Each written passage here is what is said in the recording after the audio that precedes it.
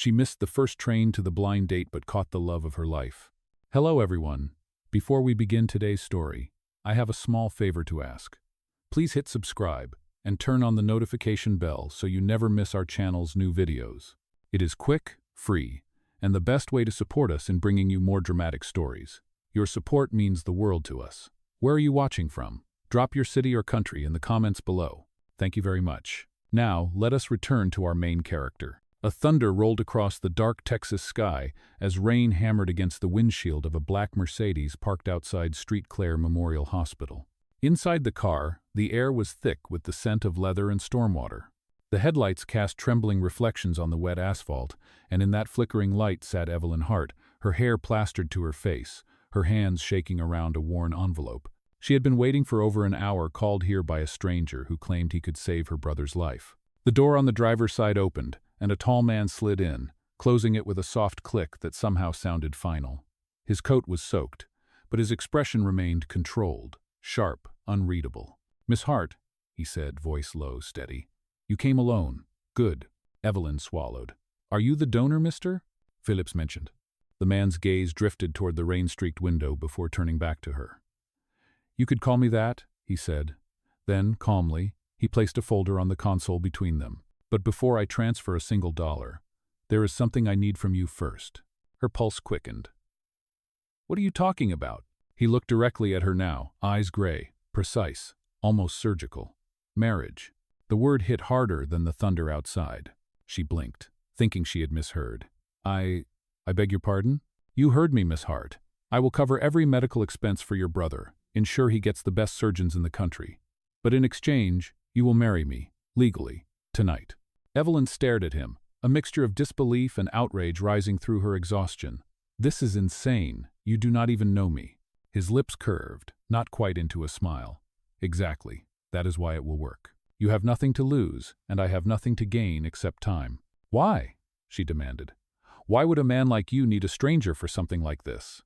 For the first time, his mask cracked just slightly. "Because if I am not married by midnight," he said quietly, "I lose everything my father built." The rain grew louder, like applause for a performance neither of them wanted to give. Evelyn looked down at the folder. A contract. Pages already signed on one side: Liam Westbrook, CEO of Westbrook Holdings, Billionaire. The name alone made her throat tighten. She tried to laugh, but the sound broke halfway. "You are out of your mind." "Maybe," he said. "But your brother has less than 12 hours. So tell me, Miss Hart, which of us is crazier? The man making the offer or the woman who refuses to take it?" For a long moment, the only sound was the rain, relentless and cold. Evelyn's fingers trembled as she reached for the pen he had set down.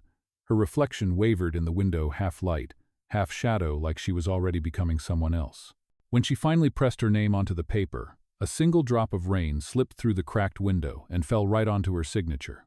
Liam's gaze followed the droplet as it bled across the ink. "There," he murmured. "Now it is official." Evelyn's voice was barely a whisper. "What happens next?" He turned the key, the engine hummed, and headlights cut through the rain. "Now," he said, eyes on the road ahead, "you become my wife, and my secret."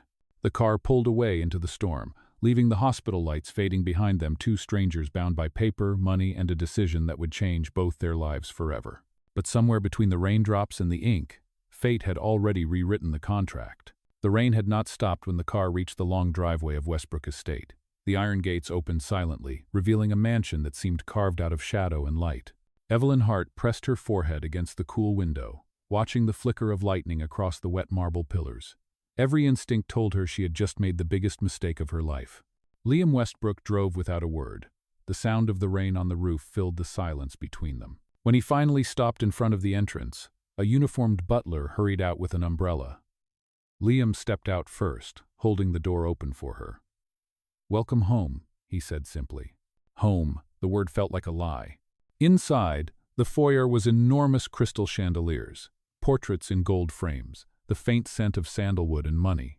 Evelyn stood awkwardly near the staircase, still clutching her wet envelope. A woman in a gray suit approached, her expression brisk but polite. "Good evening, Mrs. Westbrook," the woman said. "I am Clara, Mr. Westbrook's assistant. The marriage license has been filed, and your belongings will arrive tomorrow. Dinner is served in the East Hall." Evelyn blinked. "Wait, Did you just call me Mrs. Westbrook? Clara gave a small nod. Yes, ma'am. The ceremony was completed an hour ago by proxy.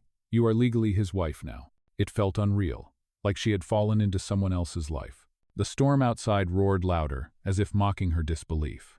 At dinner, the table stretched so long it could have seated 20 people. Liam sat at the far end, eating quietly. The silverware gleamed under the light. Evelyn forced herself to speak. I need to go to the hospital tonight. My brother. Liam looked up. Already handled. The best surgeon in Dallas is on his way. You will see him in the morning. She set down her fork. Why are you doing this? You could have chosen anyone. Why drag a stranger into whatever this is? He leaned back, studying her. Because strangers do not ask questions. They sign, they stay silent, and they leave when the time comes. Evelyn frowned. And what happens if I do not? Liam's gaze hardened. Then you break your end of the deal, and everything I have done for your brother disappears. The room fell into another heavy silence. She stared at the rain streaking down the tall windows, feeling trapped in a cage made of luxury. Somewhere deep inside, anger sparked beneath the fear. When dinner ended, Clara led her to a guest suite on the second floor. The room was elegant, all white linen and dark oak, but it felt colder than the hospital hallway she had left behind. Evelyn changed into dry clothes and sat on the edge of the bed, staring at the small gold band on her finger. It looked beautiful, but it felt like a shackle. Her phone buzzed with a message. ICU update. Procedure successful. Your brother is stable. Tears welled in her eyes. Relief, guilt, gratitude, everything collided at once. She whispered to herself, You are safe now, Noah. That is all that matters. Outside the window, she saw Liam standing by the fountain, the rain soaking through his suit, motionless as a statue. For a brief second, she wondered if he felt as hollow as she did. Later that night, she could not sleep. The storm had softened to a drizzle. She wandered down the hallway, drawn by the faint sound of piano music. Through an open door, she saw Liam sitting at a grand piano, his fingers tracing a melody so gentle it did not seem to belong to the same man who had just bought her future. Evelyn stood there quietly, unseen, listening. The music was haunting, full of grief and restraint, like an apology he would never say out loud. And for the first time, she realized this was not just a transaction between a poor nurse and a billionaire. It was something stranger, heavier, two people drowning in different storms, bound by one desperate signature. She closed the door softly and whispered to the empty hall, What have I gotten myself into? The only answer was the soft echo of the piano, playing a song that sounded a lot like regret. The next morning came gray and heavy, the sky still bruised from last night's storm. Evelyn woke to the distant sound of rain sliding down the tall windows. For a moment she forgot where she was, until the soft chime of a clock reminded her that she was not home, not free, and certainly not herself. A knock at the door startled her. Clara, the assistant, stepped in holding a silver tray with coffee and a folded document. Good morning, Mrs. Westbrook. Mr. Westbrook requests your presence in the study. Evelyn took a slow breath. Is this about last night? Clara's polite smile did not change. It is about the terms of your agreement. Quote. When Evelyn entered the study, Liam was standing by the window, his shirt sleeves rolled up, a file in one hand and a pen in the other. The storm had passed, but outside, the ground shimmered with puddles like mirrors of the night before. Sit down, he said, not unkindly. She sat across from him, feeling smaller than ever in the vast room lined with shelves of law books. Liam slid a thick folder toward her. This, he said, is the full contract. Yesterday was an emergency. Today, we make it official. Evelyn's eyes scanned the pages. Clauses, signatures, confidentiality statements, legal jargon that looked like a foreign language. She frowned. You really thought of everything. I always do, he replied. Rule 1. You will live here for 6 months as my legal wife. Rule 2. You will attend 5 public events as Mrs. Westbrook. Rule 3. You will not discuss our arrangement with anyone. Rule 4. You will not attempt to leave before the contract expires. Quote. Evelyn's fingers tightened on the paper. And if I do? Then the contract is void, and your brother's medical coverage ends immediately. The words hit like a slap. You are holding his life hostage. He met her gaze steadily. No, I am keeping my word. I saved his life. You save mine, in a different way. She wanted to throw the papers at him, to walk out and never look back. But her brother's face flashed before her eyes, pale and fragile in the hospital bed. She lowered her head. You said 5 public events. What kind of events? Liam hesitated. charity galas, press dinners, board functions, appearances that prove I am not the cold machine they think I am. So I am your reputation's bandage. Call it what you want, he said quietly, but it will keep both of us alive. For a long moment, silence hung between them. Then he slid a pen across the desk. Sign it, Evelyn. Her voice shook.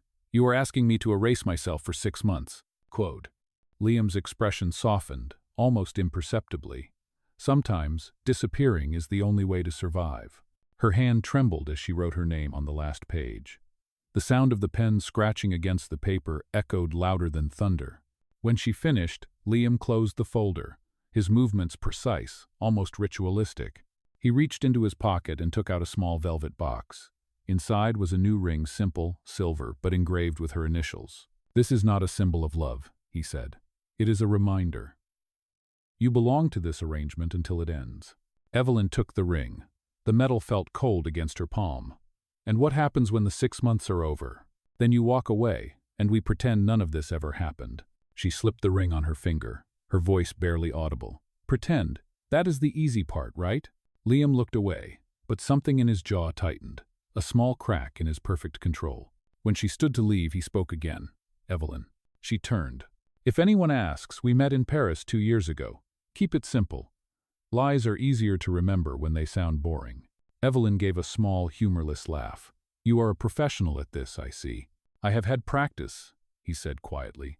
As she stepped out of the study, the camera flashes of the past night replayed in her mind the rain, the pen, the paper bleeding ink. She was now Mrs. Westbrook by law and by choice, but not by heart. And as she walked down the hall lined with portraits of people who all wore the same hard, proud expression, she realized something chilling. None of them looked happy either. Before we continue, a question for you. If you were in Evelyn's place, would you sign that contract to save someone you love, even if it meant losing yourself? Let us know what you think in the comments below. The next few days at Westbrook Estate moved like a strange dream. Every morning, Evelyn woke to the same quiet routine: coffee delivered at 8, breakfast in the glass atrium at 9, and Clara's efficient voice listing the schedule of preparations for upcoming events. Liam rarely appeared, and when he did, he spoke like a man checking boxes on a spreadsheet. On the 4th morning, Clara greeted her with a bright smile that felt rehearsed. Good morning, Mrs. Westbrook. Your etiquette session starts in 10 minutes. Evelyn blinked. My what? Your etiquette session? Clara repeated. The first gala is in 3 weeks. Mr. Westbrook insists you must be fully prepared. Soon Evelyn found herself seated in a mirrored ballroom with a middle-aged instructor named Beatrice, who carried herself like royalty. The woman circled Evelyn like a hawk. Posture, she said sharply. Shoulders back, chin high, smile, but never too wide. You are a wife of influence now, not a waitress begging for tips. Evelyn clenched her jaw. She had spent years standing for 12-hour shifts in the hospital, comforting patients who had no one else. Now she was being trained to sit still, smile politely, and eat salad with the correct fork.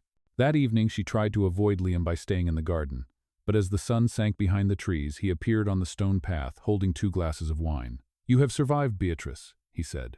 That alone deserves a medal. Evelyn folded her arms. A medal would mean more if I chose to compete. He handed her a glass anyway.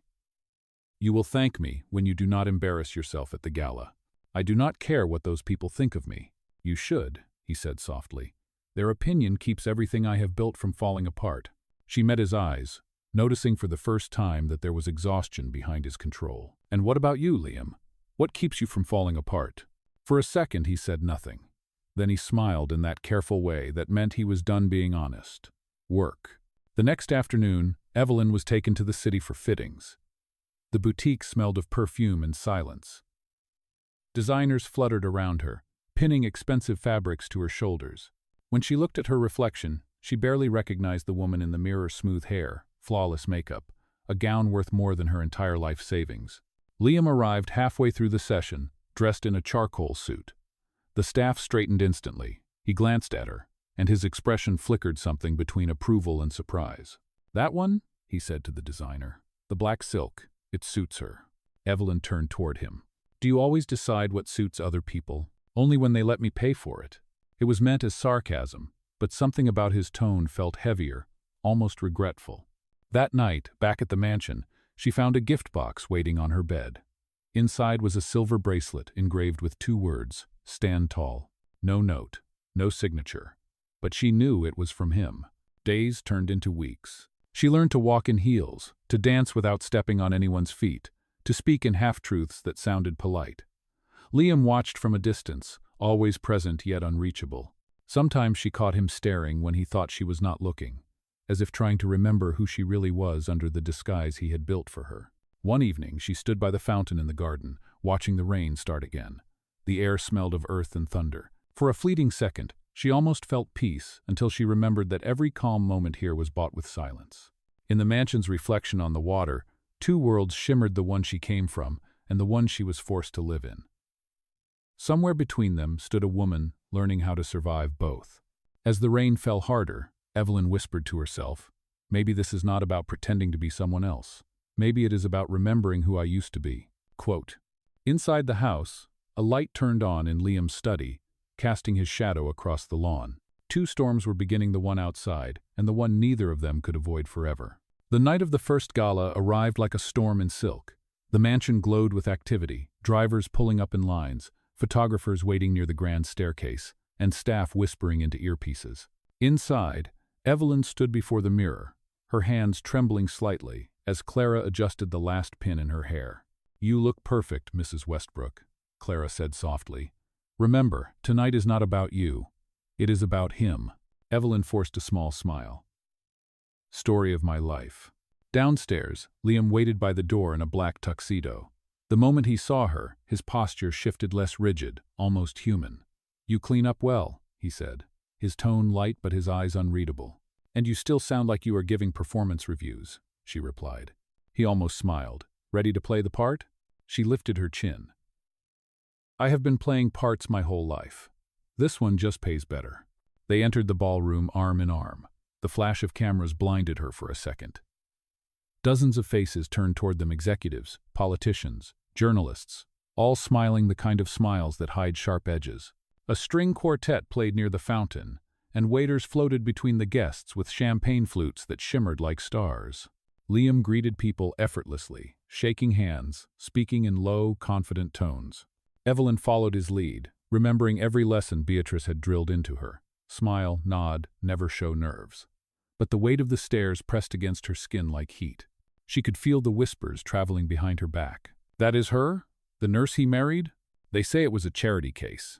She does not look like his type."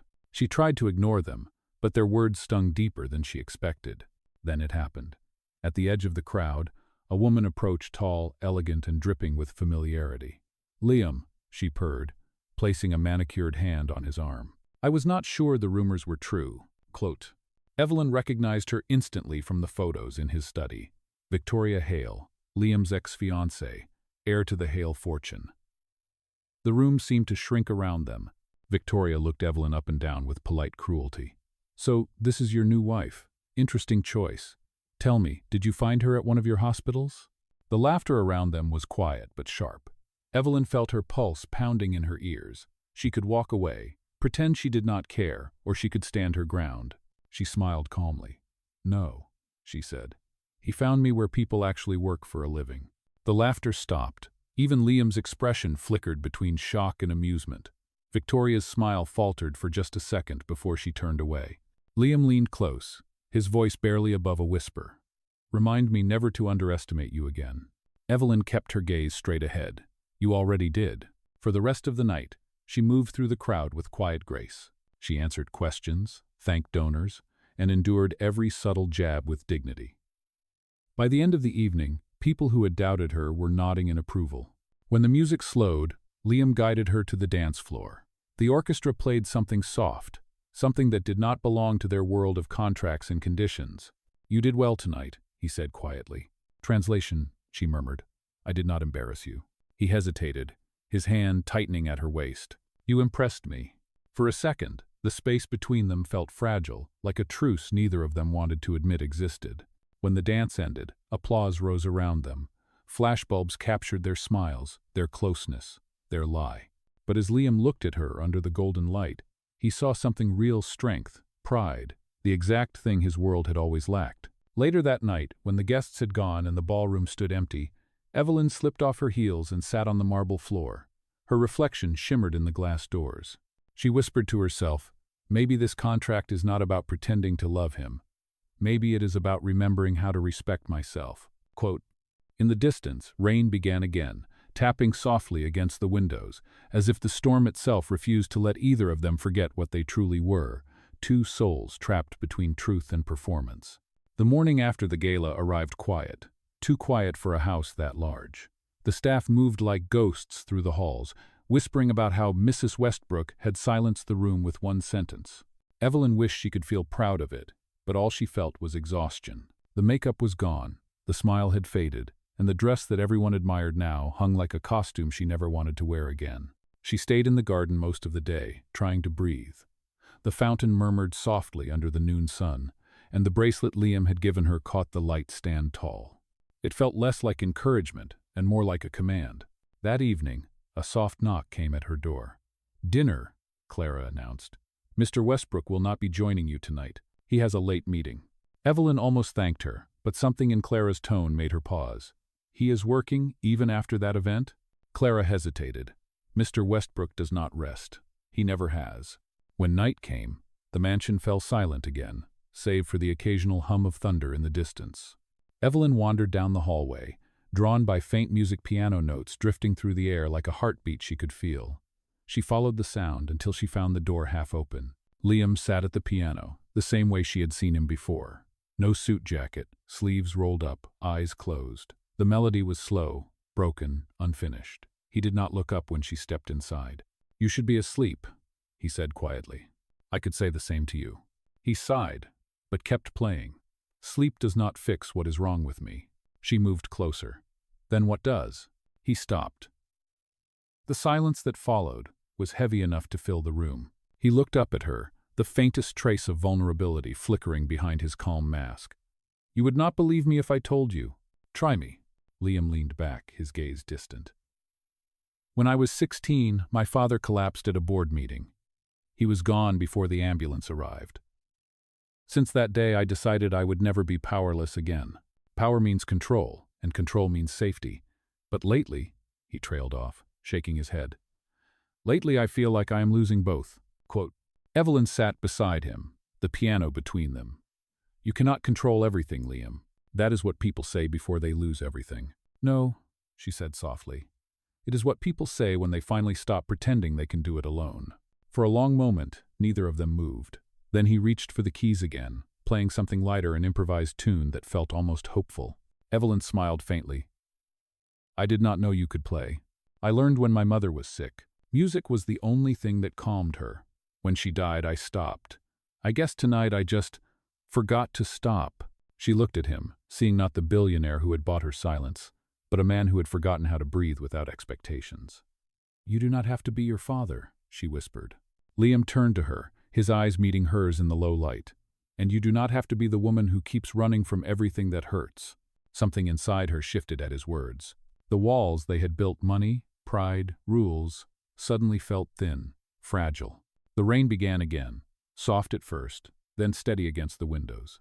Evelyn stood, moving toward the balcony doors. "Do you ever wonder," she asked, "if people like us are just broken in different directions?" He joined her by the glass, their reflections blurred by the water sliding down. "Maybe," he said, "or maybe we are the same kind of broken, and that is what makes it dangerous." Quote, for a moment, they simply watched the rain. There was no contract, no audience, no performance, only two people sharing the same silence. When Evelyn finally turned to leave, Liam said her name. She stopped, waiting. "Thank you," he said softly. "For what?" "For not asking for anything." She gave a small smile. "Maybe that is what scares you most." Quote, outside, lightning split the sky, and in that flash of light, both of them saw it clearly, the beginning of something neither of them had planned, and neither could stop. Before we continue, tell us what you think. Can two people trapped in a lie find something real inside it? Share your thoughts in the comments below. The following week passed quietly, too quietly. Evelyn could sense something different in the air, as if the mansion itself was holding its breath. Liam had grown distant again. The warmth she had glimpsed during the stormy night at the piano was gone, replaced by the same careful precision that ruled every corner of his life. He spent long hours at the company headquarters, attending meetings, avoiding questions. When he did return home, he was distracted, his phone glued to his hand. Evelyn told herself not to care, but part of her did. Somewhere between the dinners, the lies, and the music, her heart had started to betray her. One morning, she found Clara in the study, sorting through stacks of papers. "What is going on?" Evelyn asked. Clara hesitated, lowering her voice. "The board is planning an emergency review. There are rumors about Mr. Westbrook's marriage claims that it was arranged to secure his inheritance." Evelyn's stomach twisted. "But that is true." Clara gave her a look full of warning. "Then I suggest you keep that truth to yourself. Someone inside the company is leaking information. They want to destroy him." By evening, the story was everywhere. News outlets called it the 6-month marriage scandal. Photos from the gala spread online, Liam smiling, Evelyn looking too perfect beside him. People speculated, analyzed, accused. When Liam returned that night, he looked furious, his calm finally shattered. "Who talked?" he demanded. Evelyn stood at the doorway. "I did not." "I know," he said through clenched teeth. "But someone did. And the media will not stop until they make you look like a con artist and me like a fool." "I told you this would happen," she said quietly. "A lie this big cannot stay hidden forever." He slammed the file onto the desk. "This is not about lies. This is about control. I cannot lose this company, Evelyn. My father's name, everything he built it, will all vanish if they prove I manipulated the board." "Then tell them the truth," she said. "Tell them why you really married me." Clote. Liam looked at her, his expression unreadable. "And what would that truth be?" Her voice trembled. "That maybe, somewhere along the way, it stopped being about business." For a heartbeat, he froze. The air between them changed. But then he looked away, his tone cold again. "Do not confuse sympathy for love." Evelyn felt the words like a slap. "You think I am that naive?" He turned his back to her. "I think you are exactly what I needed, temporary." She could not breathe. "You used me." Quote, "I saved your brother, we are even." She stepped forward, anger shaking her voice. "You are not saving anyone, Liam. You are just proving you are your father's son, too scared to care about something you cannot control." That hit him. His jaw tightened, but he said nothing. Evelyn took off the bracelet he had given her and set it on the desk. The metal clinked against the wood. "I am done standing tall for a man who hides behind walls." Before he could answer, she walked out. The rain began again as if on cue. She packed a small bag, her hands trembling but steady enough to finish what she started. By the time Liam realized she was gone, her car was already pulling out of the gates.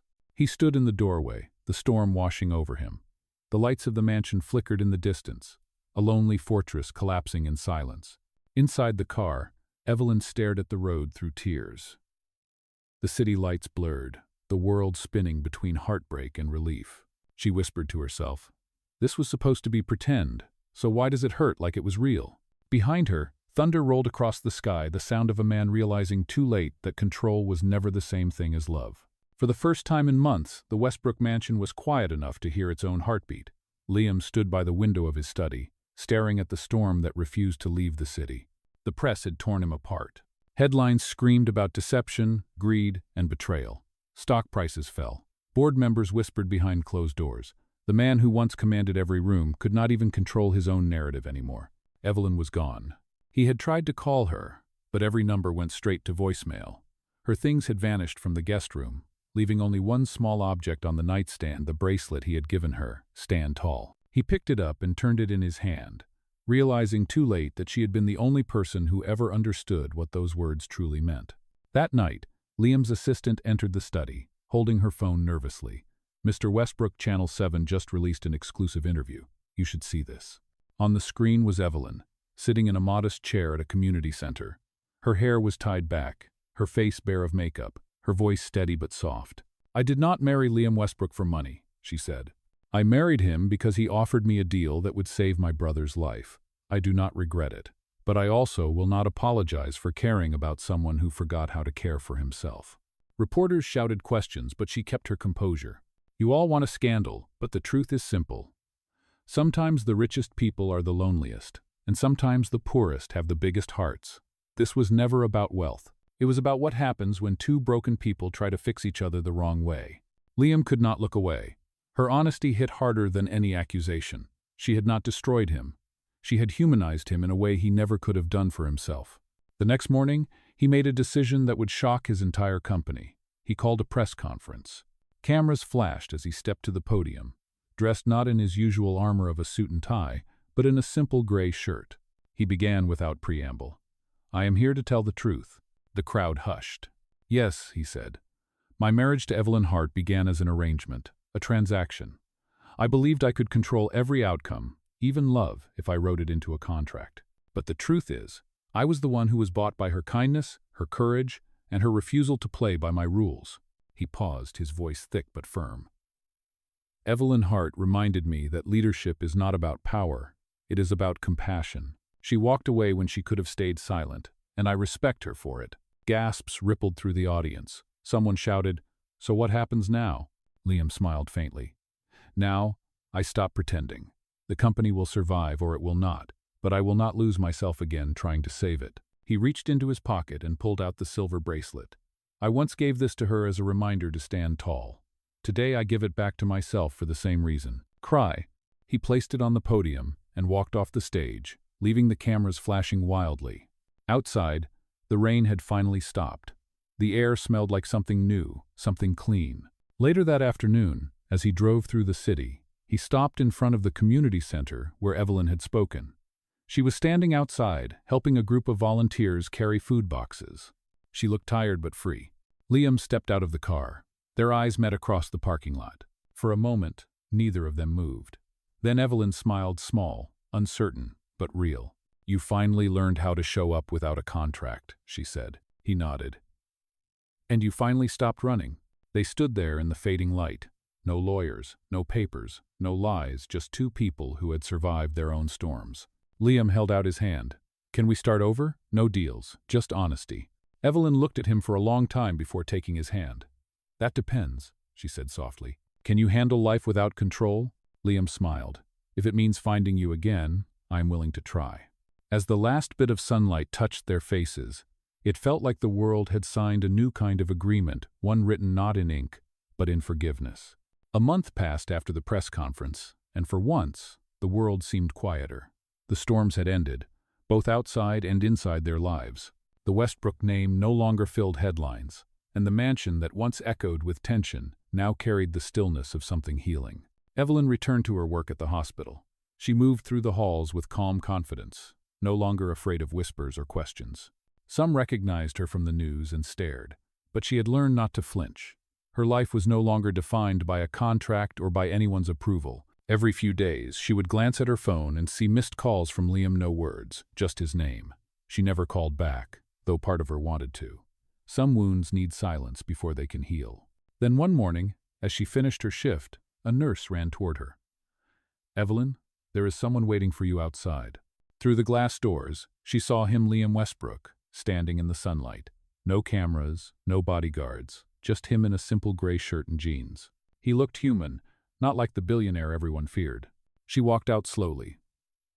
"You should not be here," she said. "I know," he replied, "but I had to see you." She folded her arms, unsure if she was angry or relieved. "You already said everything at the press conference." He nodded. "That was for the world. This is for you." He reached into his pocket and pulled out a small folded paper. When she opened it, she realized it was a copy of their original contract, creased, worn, and now covered with handwritten notes in blue ink. Every clause had been crossed out. At the bottom, a single line remained.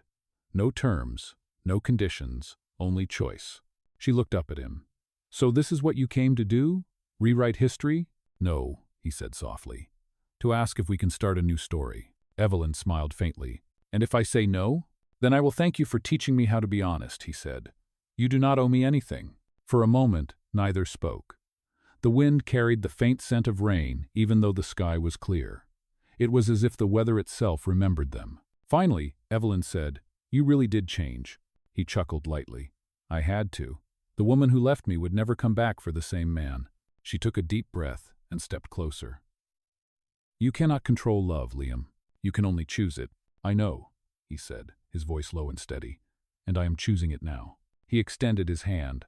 "No contracts, no conditions, just us." Evelyn looked at his hand, then at his eyes. The world around them faded into silence. Slowly, she placed her hand in his. "Then let us begin again. Later that afternoon, they drove back to the mansion not as CEO and contract wife, but as two people rebuilding from truth. The air smelled like rain, though the sky was bright. Liam parked by the fountain where they had first argued months ago. He pulled something from the glove compartment, a framed photo of the original contract, with her signature still stained by that first drop of rain. He placed it on the dashboard. This was where it began, he said. A deal written in desperation. But maybe, just maybe, that storm was meant to bring us here. Evelyn smiled through the soft light. Then let it remind us never to trade love for control again. Quote. As the camera of the world finally turned away from them, the two sat in quiet peace, no audience, no stage, just the sound of water and wind. The rain had started the story. The sunlight finished it. And for the first time, what bound them together was not a contract, but a promise freely made and meant forever.